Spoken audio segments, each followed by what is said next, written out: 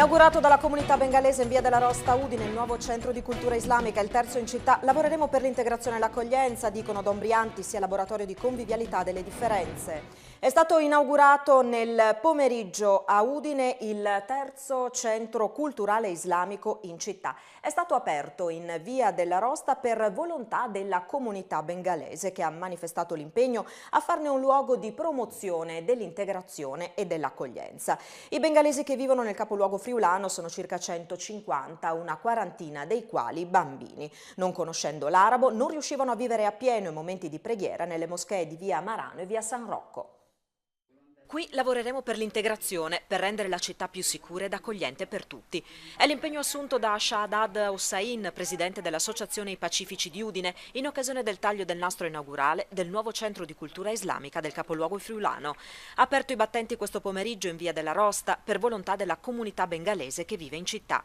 Si tratta di una ventina di famiglie, circa 150 persone, di cui una quarantina di bambini. Diversi dei capifamiglia sono titolari di attività commerciali in borgostazione. È la terza struttura cittadina dedicata alla fede islamica dopo quelle di via Marano e via San Rocco. In queste ultime due si prega in arabo, lingua sconosciuta ai bengalesi, che così si sono organizzati diversamente. Religione musulmana siamo tutti uguali, non è dedicato questo culturale solo islamico. Sì, qua sono bambini nostri, bambini che crescono qua, bisogna imparare la mia lingua, bisogna imparare la mia cultura. Perciò serve un posto che possiamo insegnare alla mia bambina questa cosa lì. Durante la cerimonia inaugurale, Hossain ha preso un preciso impegno con la comunità. Come presidente di questa associazione vi prometto che da oggi questo centro lavorerà per l'integrazione, per una città più accogliente e si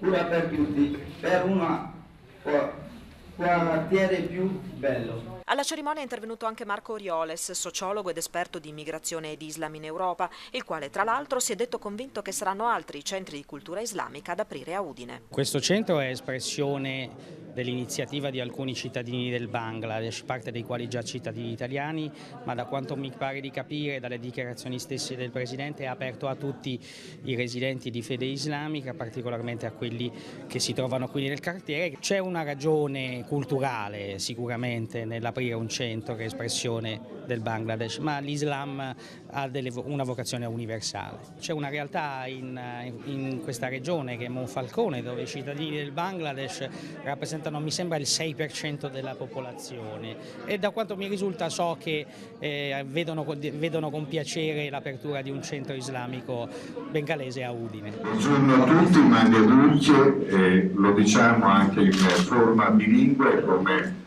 è giusto in un luogo come questo, dato che stiamo parlando di persone che risiedono a Udine da anni e che hanno deciso di mettere in piedi quello che è un centro per trovarsi, per pregare anche, e trovare anche una propria dimensione. Ecco, il mondo islamico purtroppo viene un po' banalizzato e questo è anche uno dei grossi problemi. Se c'è la decisione, ad esempio, di queste persone di pregare nella loro lingua e soprattutto di avere un centro dove ritrovarsi, questo è diffuso in tutto il mondo, anche in Bosnia e in tantissimi altri luoghi si prega e soprattutto si riflette, si parla anche in lingue diverse da quella che è la lingua araba. Vorrei, insomma, per coloro che arrivano da fuori, vorrei anche sfatare questo mito che è anche abbastanza pericoloso, ecco, per certi aspetti.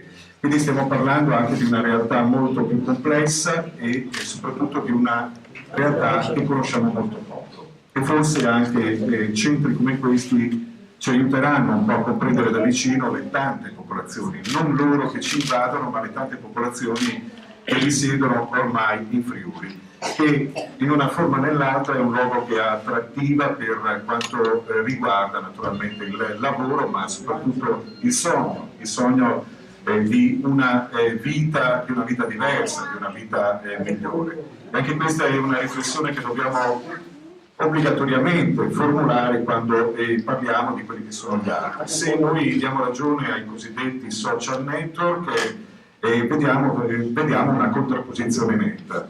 Quello che vediamo in realtà qui oggi non è una contrapposizione ma una collaborazione.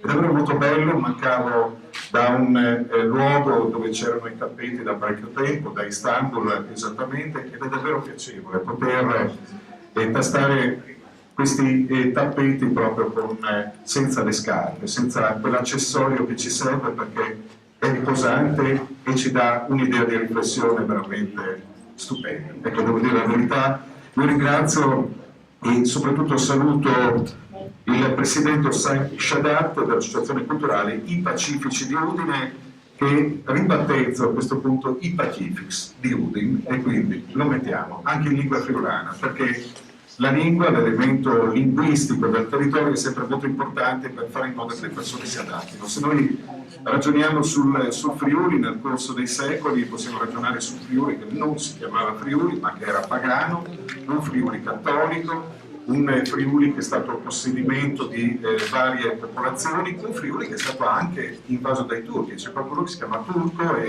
che tra l'altro sta fotografando, che quindi è evidente anche la sua lontana origine. Quindi è difficile definire una popolazione in base a un nome, è la somma di tante altre popolazioni. E noi siamo queste, forse anche è una delle cose più belle che abbiamo in Friuli. Dicevano, forse oggi un po' meno, che soltanto i friulani e gli inglesi si vantano di non avere un'origine unica, quindi di conseguenza questo dovrebbe diventare fondamentale. Io passo la parola al presidente dei I Pacifics di Udine, Hossein Shadat, e soprattutto prima anche alla poesia che verrà letta, Samira Hussein, naturalmente il compito di introdurre questa nostra giornata. Prego, Samira. Sulla sedia? Sì, no, facciamo fuori in mezzo.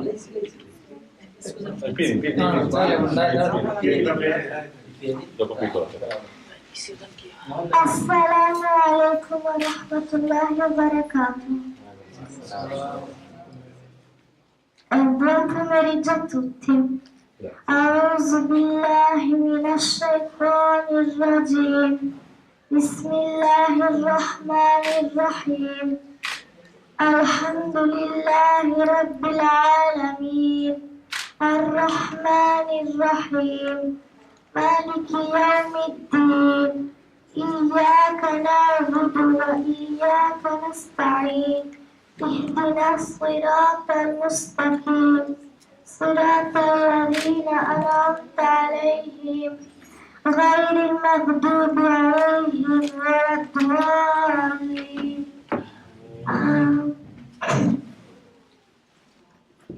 In nome di Allah, il compassionevole e misericordioso. La lode appartiene ad Allah, Signore dei mondi, il compassionevole e misericordioso. Re del giorno del giudizio. Te noi adoriamo, a te chiediamo aiuto. Guidaci nella retta via. La via di coloro che hai colmato di grazia, non di coloro che sono incorsi nella tua ira, né dagli sviati. Grazie.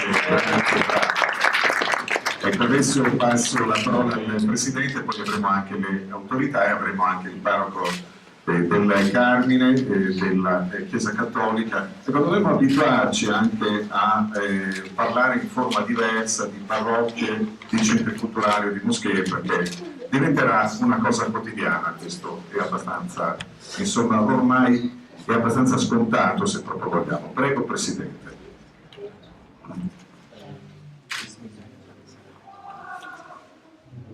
Ringrazio tutti presenti per aver voluto partecipare alla inaugurazione dell'attività dell'Associazione di Promozione Sociale Pacifici di Udine.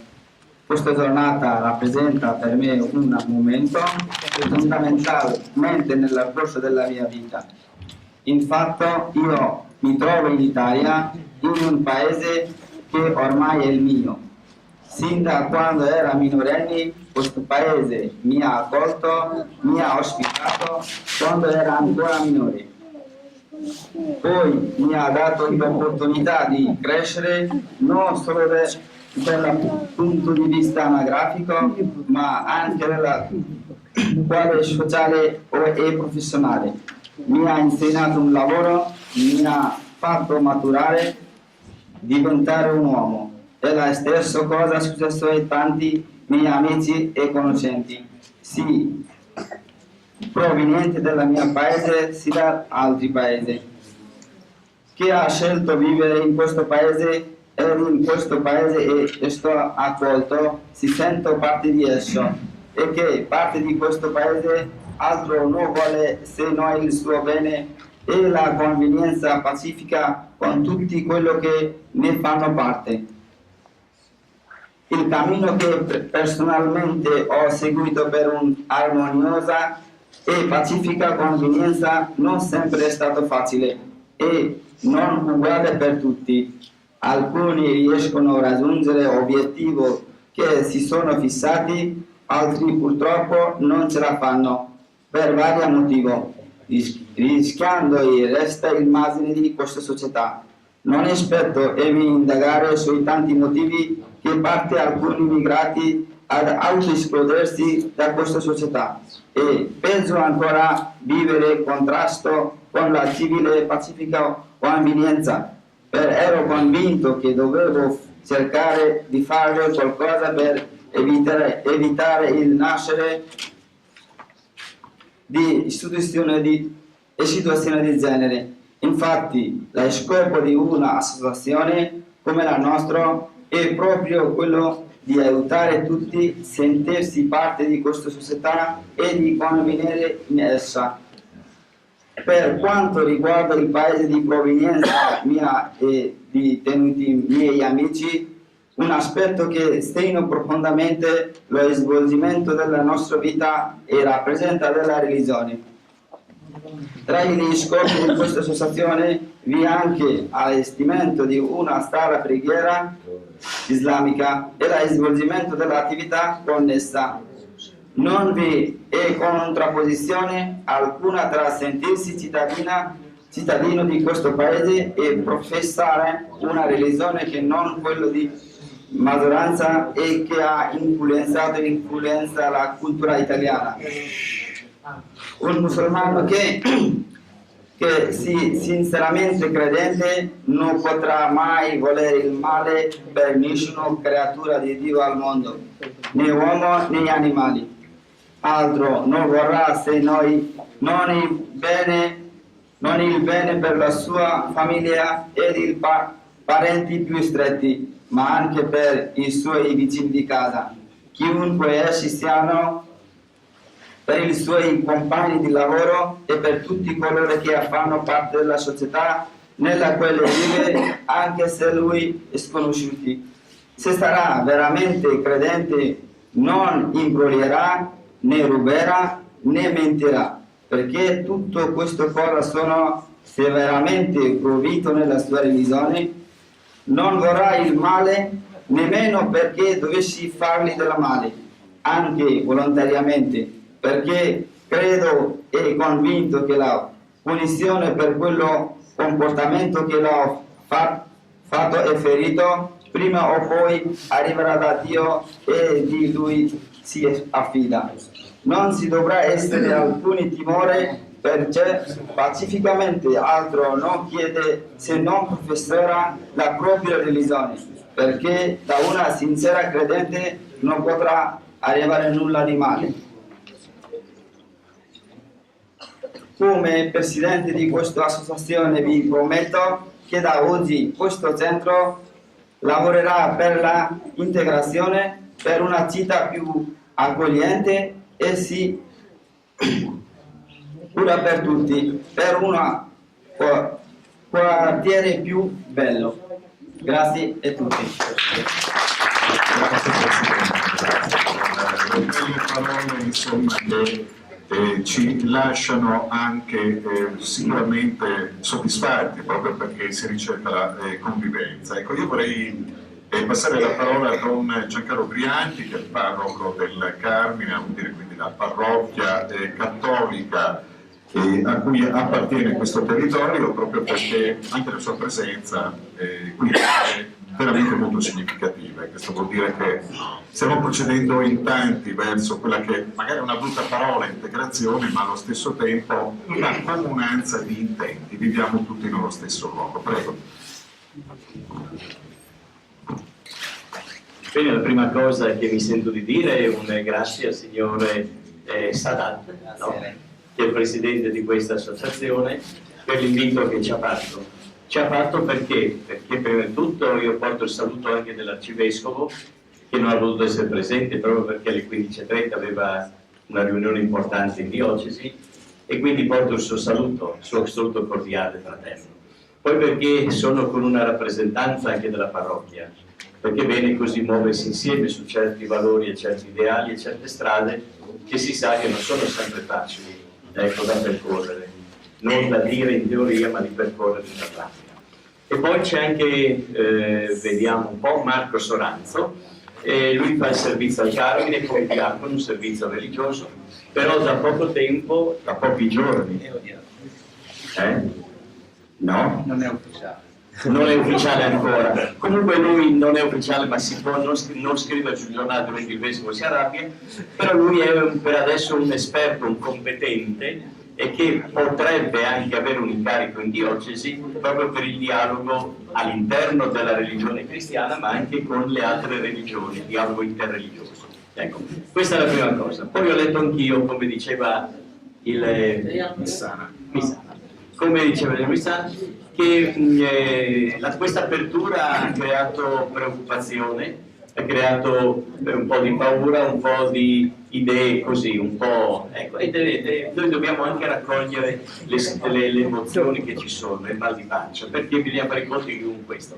Però io dico questo, è giusto che una persona credente abbia un luogo comunitario dove poter esprimere la propria fede e il proprio culto, e anche potersi incontrare, perché ci sono luoghi dove si sta tutti insieme anche se si viene da religioni e culture diverse, e ci sono luoghi dove uno anche un po' mantiene la propria identità, quindi come gruppo, come trovarsi insieme come lingua, eccetera, no?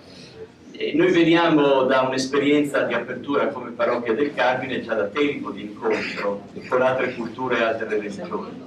Abbiamo un oratorio multietnico dove ci sono anche adesso, in questo momento, tanti bambini e tanti adulti che vengono da culture e religioni diverse. E ci sono anche bambini e anche adulti musulmani che si fermano lì con i bambini. Poi abbiamo anche un fondo di solidarietà come parrocchia, e noi aiutiamo le persone che sono in situazioni difficili senza guardare carta d'identità o credi religiosi. Quindi noi accogliamo con piacere questo invito a conoscersi di più, a incontrarsi e a dialogare. Ecco. Avete chiesto anche una collaborazione. Io penso che la prima collaborazione, il primo lavorare insieme, potrebbe essere questo. Cercare di sollecitare, stimolare le persone che frequentano le due comunità, quella cristiana del Carmine e quella islamica, la vostra, sollecitare perché il loro agire sia ispirato a certi principi. Io dico questi principi della convivenza pacifica, del bene comune e del rispetto reciproco. Importante che noi all'interno lavoriamo contro ogni fondamentalismo religioso e ogni controdiscriminazione culturale o sociale, no? Lavoriamo perché ci sia non esclusione ma inclusione, non comunità chiuse, ghetti, ma comunità aperte. Questo per me è cominciare a lavorare insieme nel quartiere, nel territorio, perché possiamo parlare in generale, ma noi siamo qui. Vivere da buoni vicini di casa che non solo si sopportano ovviamente, perché non è un buon vicinato questo, ma cercano di conoscersi di più e di lavorare insieme per obiettivi comuni, che sono quelli civili. Ecco, per i quali noi siamo anche cittadini, oltre che credenti e religiosi, di una religione o dell'altra. Noi pensiamo e crediamo che il Dio sia unico, che ci sono tante strade per arrivare a questo Dio e per onorare questo Dio, ma il Dio è unico. E allora colgo per concludere questa bella espressione con cui voi vi siete chiamati, pacifici di Udine. Io direi che se noi in questo quartiere, il quartiere che ha la più alta percentuale di Udine di immigrati, resta 26%, no? Allora se noi riusciamo insieme a creare questa base di integrazione o di inclusione o di convivenza, no? Noi lavoriamo insieme e usciamo anche da certi stereotipi, no? Il borgo stazione, che certo c'è la stazione, si chiama borgo, ma non con etichette, ecco, e cerchiamo di costruire un laboratorio di convivialità delle differenze che può diventare esempio e modello per altri quartieri della città, ed è bene che l'amministrazione comunale ma anche le forze religiose e spirituali investano molto su questo, che diventi non solo un quartiere dove le strade sono belle, l'illuminazione è potenziata, visto che alle Leopardi ieri notte, ieri sera era come illuminato giorno. Faremo anche delle partite di calcio lì, perché si può anche fare una partita di calcio talmente illuminata, ma importanti sono le relazioni umane, quindi questa convivialità delle differenze. Se noi riusciamo a costruire insieme questa convivialità delle differenze, costruiremo anche la società dove le nuove generazioni potranno vivere in pace, in armonia ed intesa, cioè che diventino pacifici, di utile tutti. E grazie della vostra attenzione. Molto belle le parole di Don Brianti, e a questo punto io farei parlare l'assessore. Innanzitutto, dopo magari andiamo avanti con il programma che ci siamo prefissi. L'assessore Federico Pirone, che rappresenta l'amministrazione comunale di Udine, che mi sembra anche entusiasta di questo tipo di cose, che aggiunge tra l'altro alla nostra cultura. La cultura friulana aggiunge sempre qualcosa. Se penso soltanto alla mia cucina, è una cucina ormai multietnica, ma non per questo non è una cucina friulana, quindi di conseguenza qualcosa in più che riusciamo ad acquisire da queste persone non leva niente a quel che siamo noi, anzi aggiunge. Prego. Sì. Buongiorno innanzitutto a tutte e a tutti, e grazie per questo invito rivolto all'amministrazione comunale di Udine. Penso che sia importante questo momento per la città. La città di Udine è una città che nella storia e diciamo nel presente, nel futuro, si sente una città, una comunità aperta, una comunità di incontro, una comunità di scambio, proprio rafforzato questa identità dal fatto che lo è stata anche nel passato, in cui le libertà fondamentali sono state garantite in questa città. E tra le libertà fondamentali degli individui c'è ovviamente anche la libertà, c'è ovviamente anche la libertà di carattere religioso, di professare per ciascuno e ciascuna il proprio culto, la propria fede. Questo noi crediamo che sia di qualsiasi fede, a qualsiasi fede ci riferiamo ovviamente, ma sia garanzia, oltre che di un principio fondamentale riconosciuto nella Costituzione italiana, a cui ci ispiriamo, nei principi fondamentali dell'Unione Europea, nostra anche cornice di riferimento, sia anche una garanzia di sicurezza, una garanzia di responsabilizzazione, sia una garanzia proprio di inclusione, come ha detto già giustamente Don Brianti, che ringrazio a nome suo, a nome ovviamente anche del Vescovo, della massima autorità del culto cattolico della nostra città, la collaborazione tra due centri religiosi, ma direi soprattutto la comunanza anche di idee rispetto a una visione della città aperta, in cui le religioni hanno un ruolo fondamentale nel garantire appunto regole di convivenza. Parliamo del culto musulmano, del culto cattolico, è qualcosa di molto importante, di molto significativo. Quindi il fatto che nasca oggi un centro che ha questo tipo di ispirazione, credo che nasca con l'idea di garantire una libertà fondamentale, ma anche di portare a un di più, a un arricchimento, di portare una crescita anche dei doveri, non soltanto nei confronti di questa comunità, non soltanto nei confronti di chi professa il culto islamico, ma della comunità del quartiere e in generale a livello diciamo più largo di tutta la città. Quindi per noi questa è una giornata significativa. Ovviamente non ci nascondiamo, ed è giusta anche questa sede diciamo per ribadire, se da un lato ovviamente riconosciamo che la pluralità è un valore ed è dall'altro anche un processo diciamo del nostro tempo, della nostra contemporaneità, perché Udine si sente più che diciamo comune a nord-est di qualcosa, si sente al centro di un'Europa, al centro di un'Europa che sta molto cambiando, in cui appunto l'Europa è diciamo il luogo anche di arrivo di persone che hanno le provenienze più disparate. Molti di voi vengono da un continente come l'Asia. Fino a poco tempo fa era molto difficile avere questa diciamo distanza, questa ampiezza di provenienze. Però dicevo, e quindi il processo anche di pluralità e di complessificazione del culto religioso non è sempre lineare.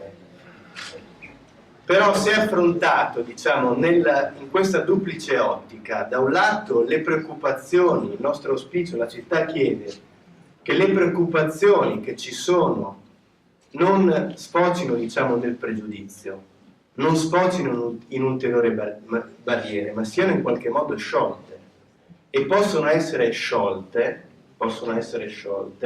laddove c'è un processo di reciprocità vera, di scambio. Ovvero io, come appartenente a una comunità, do qualcosa. Mi è molto piaciuto, Presidente, quello che tu hai detto. Io sono arrivato qua e sono stato accolto da questo paese, e oggi, diciamo, anche in una forma diciamo, di generosità, mi sento di restituire in qualche modo qualcosa. Ed è questa, diciamo, la chiave. Da un lato, quindi, l'idea che le preoccupazioni non si trasformino in pregiudizi, perché le strumentalizzazioni, i fanatismi sono pericolosi da ogni parte provengano. I fanatismi e le strumentalizzazioni non risolvono mai un problema, lo alimentano, lo ingrandiscono, ma non sono diciamo pronti per risolvere un problema. Dicevo, comprensibili anche preoccupazioni. E da un lato però quello che la città chiede è che i vostri auspici, le vostre belle parole si trasformino poi nel tempo in veri e concreti atti. Questo ci aspettiamo, che la giornata di oggi sia per la comunità di Borgo Stazione, che troppo spesso appunto viene etichettata in una forma diciamo negativa, per la comunità tutta della città, questo sia un inizio appunto in cui si intensifichi la pluralità e un percorso di vero scambio che può portare a sicurezza, può portare ad arricchimento, può portare proprio a costruire un futuro diverso per i nostri figli che qua anche appunto si ritrovano. Quindi ecco, il messaggio che dà la città, l'amministrazione è è duplice da questo punto di vista. Siamo contenti e ci aspettiamo appunto che queste parole, queste belle parole, siano poi confermate nel tempo. Noi crediamo che la strada che qua diciamo si è tracciata, se riuscirà a mantenersi in questo modo, non potrà che portarci a una qualità della vita. È importante il tema della qualità della vita. La qualità della città non si misura soltanto dallo stato delle strade, dall'illuminazione, si misura anche da quanto, diciamo, intense, vere e sincere sono le relazioni tra le persone che abitano, vivono, frequentano un quartiere. Ecco, questo è il nostro auspicio e crediamo che la giornata di oggi sia una bella pagina per una città che è sempre stata rispettosa di tutte le libertà fondamentali e vuole continuare a esserlo. Grazie Questore Curone, soprattutto per queste belle parole, ma di belle parole ne abbiamo sentite tante.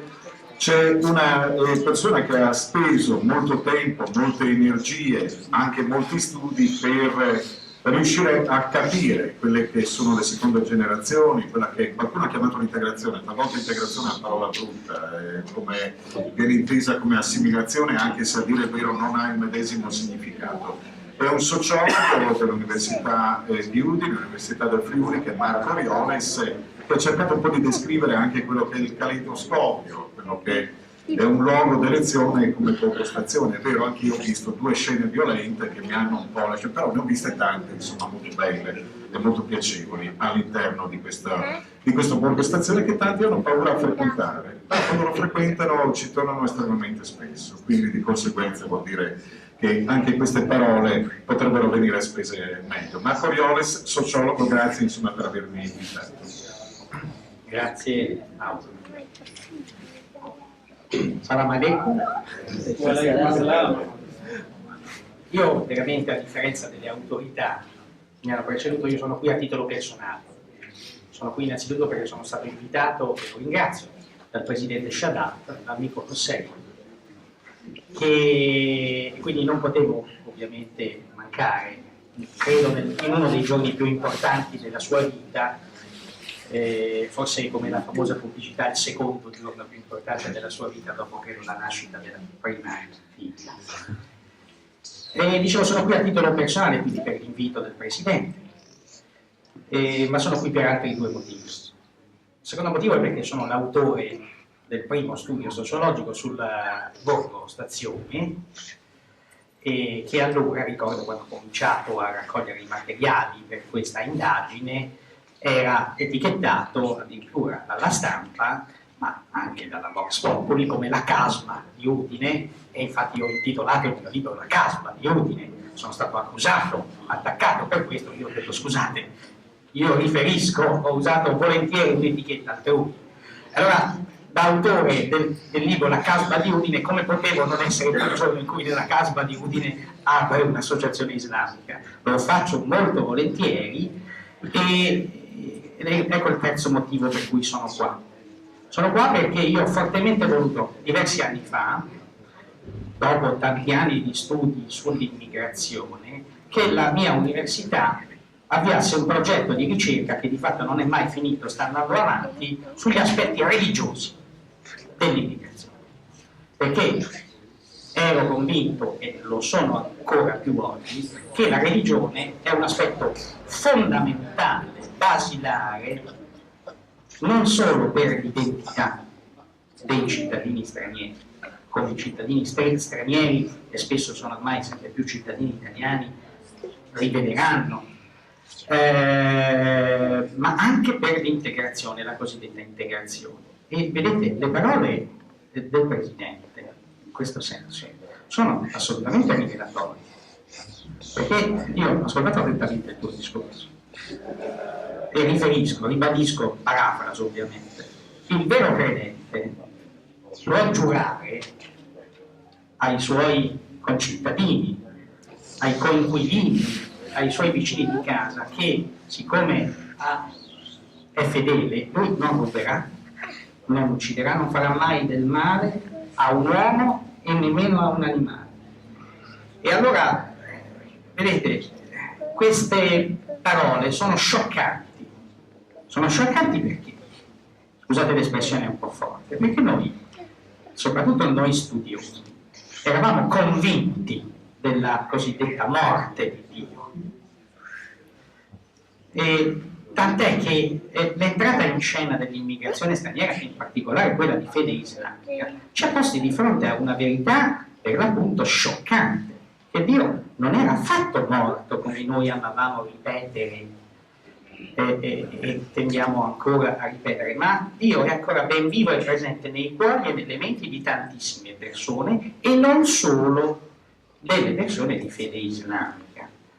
Infatti io vorrei sottolineare a tutti che lo studio di cui vi parlavo prima, che ho voluto e che parte nel 2010, è uno studio non sulla presenza islamica, ma è uno studio sul pluralismo religioso, perché voi tutti ben sapete che, o se non lo sapete ve lo riferisco, in Friuli Venezia Giulia il nome di Dio si pronuncia in tanti modi, perché c'è il Dio degli ortodossi, c'è il Dio dei Sikh, e le presenze religiose, c'è anche Dio ovviamente degli ebrei, che è qui pregato da tanto tempo.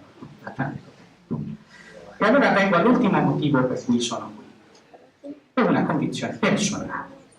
E vedete, l'Islam fa, come è stato giustamente ricordato dall'amico Mauro in apertura di questo incontro, questa bella occasione, questo bel evento della nostra città, l'Islam fa spesso capolino sui nostri telegiornali, sulle pagine della stampa e sempre più sui social network, in associazione a fenomeni poco edificanti, poco gradevoli, l'estremismo, la violenza sacra, la guerra. Questa è una pratica della storia che nessuno può negare in nome degli ideali che comunque ci accomunano, che sono ideali di pace.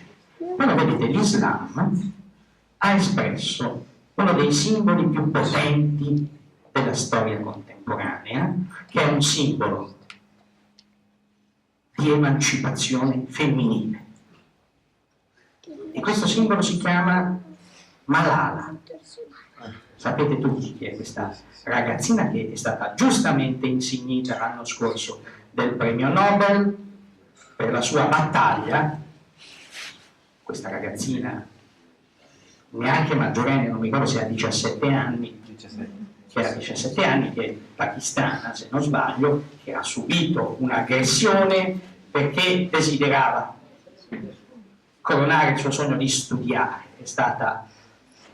Ha subito un attentato per questo sfregio alla visione oscurantista dei suoi aggressori, e lei gli aggressori non hanno capito bene una cosa, non solo che quella ragazzina sarebbe sopravvissuta, ma che il suo sopravvivere l'ha trasformata nel più potente simbolo della perfetta congiunzione tra appartenenza religiosa, perché Malala è musulmana ed è fieramente musulmana, e lotta per l'uguaglianza, per l'accrescimento individuale.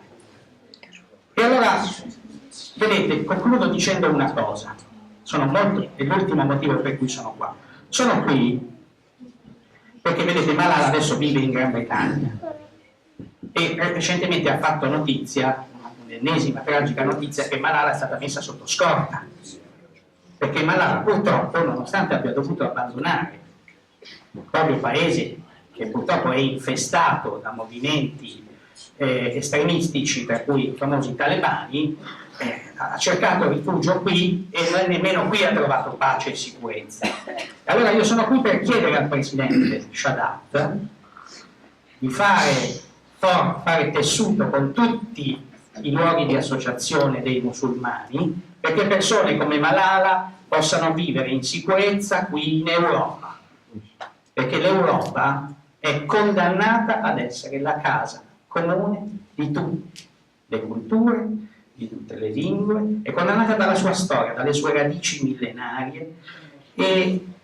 da questo sfondo da cui tutti scaturiamo, che è il Mediterraneo, che prima di diventare cimitero di vite, come purtroppo stiamo assistendo oggi, inerti davanti ai nostri teleschermi, era un grande tessuto di scambi dove ci siamo incrociati con culture, tradizioni materiali e anche con i diversi nomi di chiamare Dio, uno dei quali sarà pronunciato, credo, molto spesso in questo luogo. Per cui grazie Presidente, buon lavoro e un futuro luminoso per questo luogo in uno dei quartieri, se permettete, più belli di questa città. Grazie. Grazie Marco Lorenz, sociologo. Io volevo ricordare che l'amministrazione comunale è rappresentata anche dal consigliere Freschi, che è qui con noi, e ringrazio. C'è qualcuno che voleva parlare, a quanto mi risulta, e che tra l'altro non era un programma, però adesso è diventato programma. No, ringrazio innanzitutto Brocchi, autori per i nostri fratelli. Io non ero invitato neanche a intervenire, sono venuto a una visita di cortesia. Visto che siete venuti, parlo degli italiani, il nostro recinto, ci sono alcune informazioni che posso darvi riguardo delle parole che si usano ma non si sanno neanche cosa significano le parole. Innanzitutto quelle che ha detto la piccola bambina non è la poesia.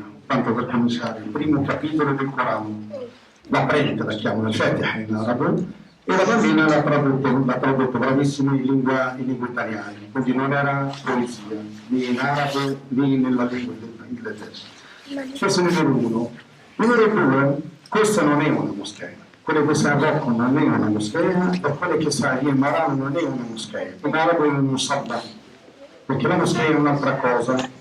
Sul punto di vista architettura, andate nei paesi arabi, voi musulmani vedete cos'è una moschea.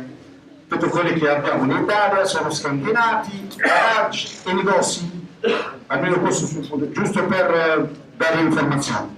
Io sfido Marco, è scappato già. No, sono qua. Vieni qua, non scappare. La sfida, e io dico, Marco è stato fra coloro anche che hanno dato questa etichetta alla stazione come Borgo Stazione. Io volevo farti ricordare una cosa. Gli anni 50, 60, cosa facevano i meridionali a Torino?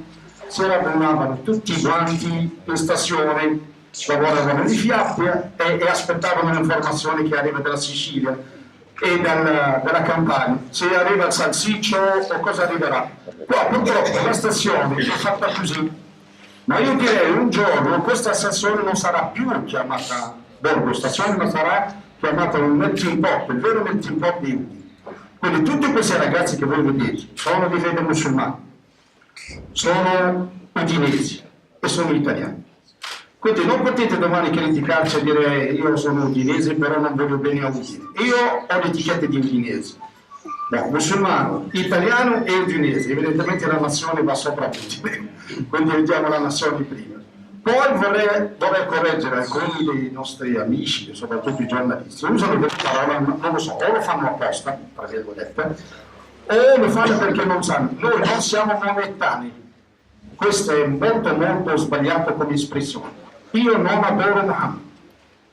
Muhammad è un essere umano, un messaggero di Dio, è morto, ha vissuto la sua vita organica come tutti noi, è morto all'età di 63 anni. Quindi è molto sbagliato, io mi ritengo offeso se uno mi dice tu sei maomettano. Io sono musulmano, primo luogo è Dio, dopodiché viene il suo messaggero. Quindi preferisco essere chiamato musulmano che essere maomettano, perché quando si dice maomettano porta più o meno non lo so, una setta, una dottrina. Comunque, limitati la mia religione quando una persona mi chiama maomettano. E corretto sempre sul punto di vista tecnico, la presenza qua dei musulmani dura già dall'inizio degli anni 90. Nella moschea, o nel musalla, in qualsiasi parte del mondo, ripeto, musalla o moschea in qualsiasi parte del mondo. L'appello della preghiera si fa in arabo, cioè se c'è un fratello mi fa anche sentire così l'appello della preghiera. Qiyam Salat si fa in arabo, la lettura del Corano quando si fa la preghiera si fa in arabo, la cerimonia si fa con la lingua del popolo.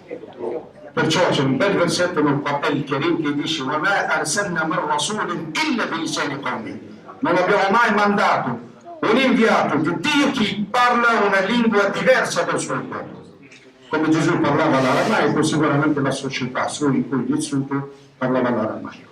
Quindi loro hanno il diritto di fare le loro cerimonie del venerdì nelle lingue loro. Il russo lo fa in russo, il tedesco lo fa in tedesco, quello delle lettere lo fa nella lingua delle lettere. Ci sono 2 o 3 cosette che si fanno in lingua araba e sarebbe l'appello della preghiera, il Qiyam e anche il Salat. Il venerdì possono fare nella lingua se no se non arriva il messaggio.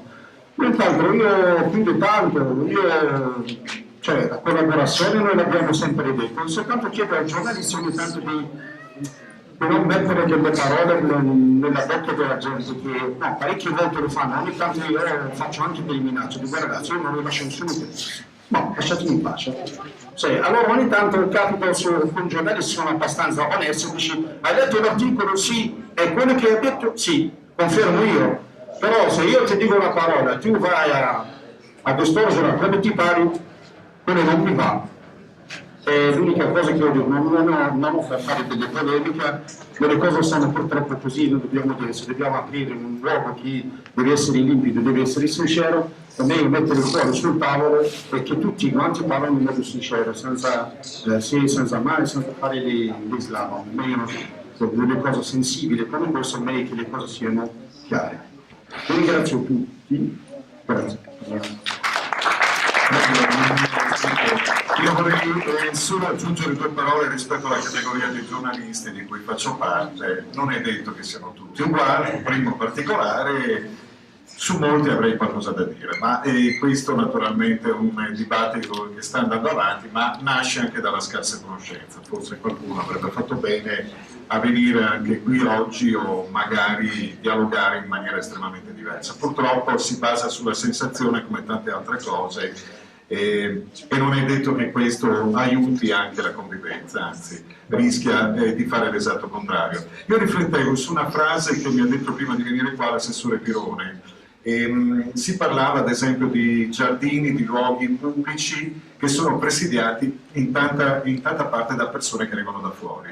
Ma perché? Perché ad esempio anche molti friulani, anche in generale molti italiani, hanno rinunciato ai luoghi pubblici, mentre invece il posto migliore dove incontrarsi per quanto riguarda le persone sono proprio i luoghi pubblici, ma anche luoghi come questi. E forse è anche questo che dovremmo un po' riflettere noi che viviamo qui in Friuli rispetto al futuro, a cosa abbiamo rinunciato e cosa ci fanno pensare e riflettere queste persone che sono venute qui da noi, che occupano i luoghi che noi occupavamo una volta, ma che forse faremmo molto bene a rioccupare per trovare anche questa specie di collaborazione reciproca. Grazie a tutti, a questo punto credo che lasciamo anche all'interno di questo piccolo banchetto che è stato organizzato dall'Associazione Pacifici. Grazie Pacifici naturalmente, grazie a tutti voi, grazie a tutti quelli che sono arrivati. So che doveva parlare lui, ma non era un intervento previsto, ma ecco, prego, insomma, a questo punto. Buon pomeriggio a tutti, sono molto veloce, poi studio ingegneria, vedo solo formule, quindi non mi piacciono le frasi lunghe.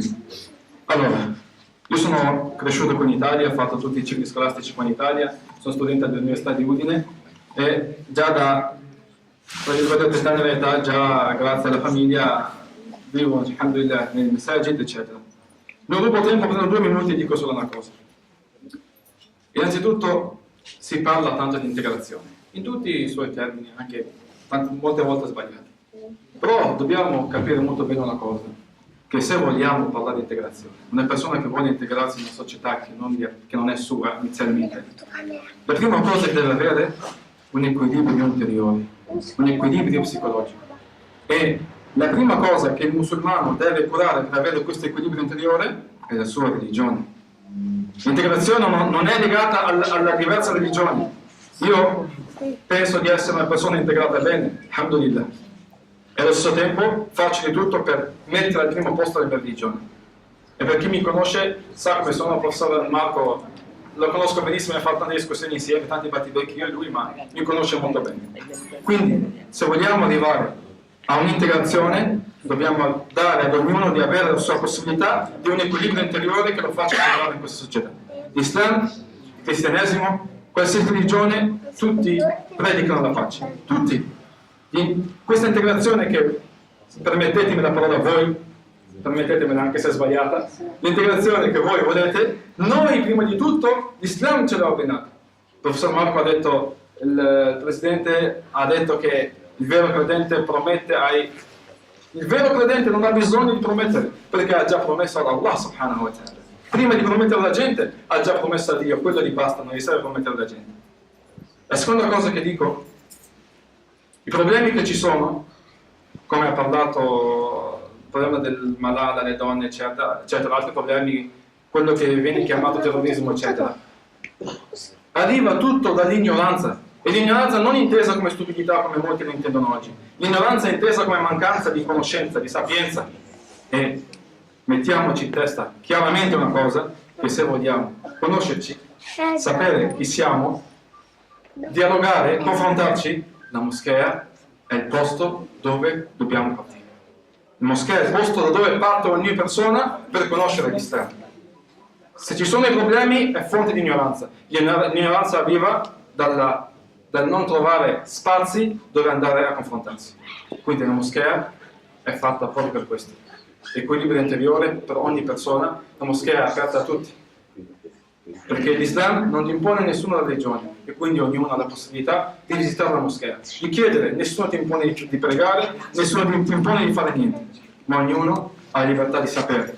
La conoscenza, la sapienza è una cosa che tutti dobbiamo fare se vogliamo arrivare a un'integrazione, arrivare a un punto di comune. Dico solo questo perché c'è poco tempo e prima di chiudere ricordo solo il versetto di Allah subhanahu wa ta'ala: يا أيها الناس إنا خلقناكم من ذكر وأنثى وجعلناكم شعوبا وقبائل لتعارفوا إن أكرمكم عند الله أتقاكم إن الله عليم خبير.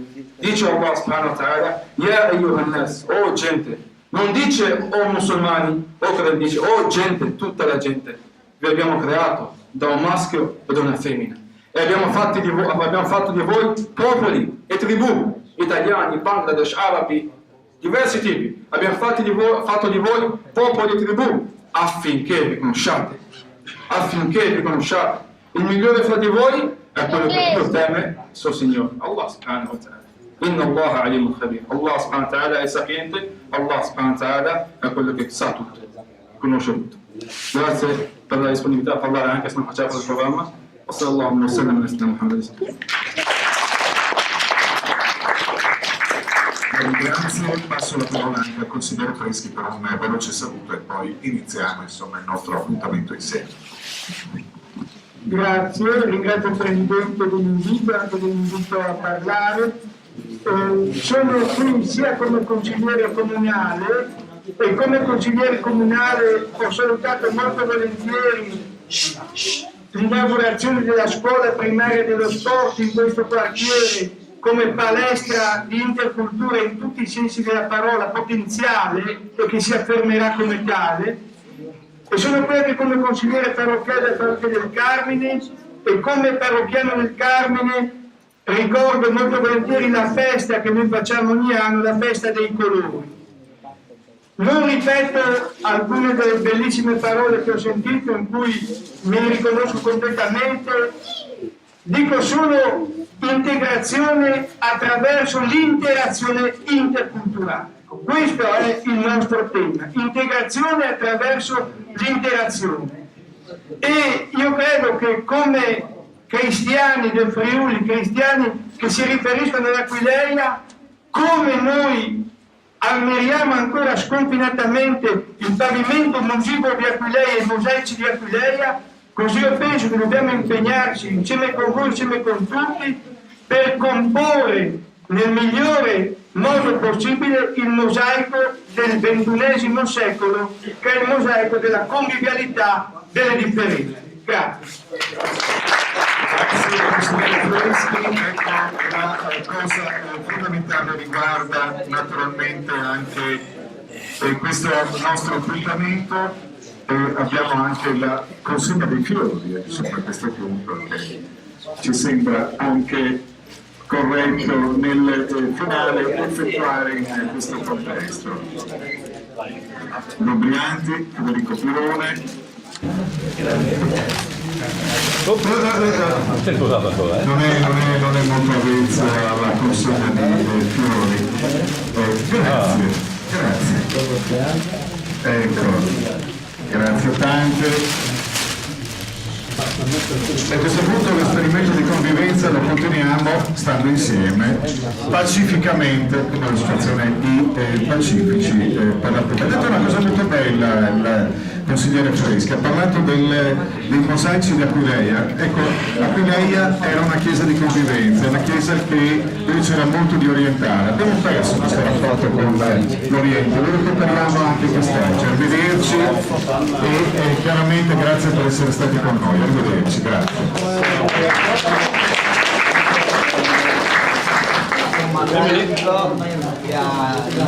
Guarda qua.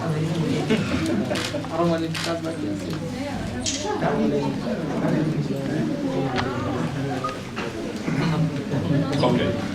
Bene.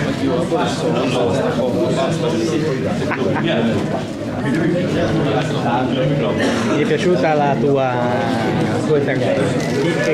Anche lei prova a tagliare,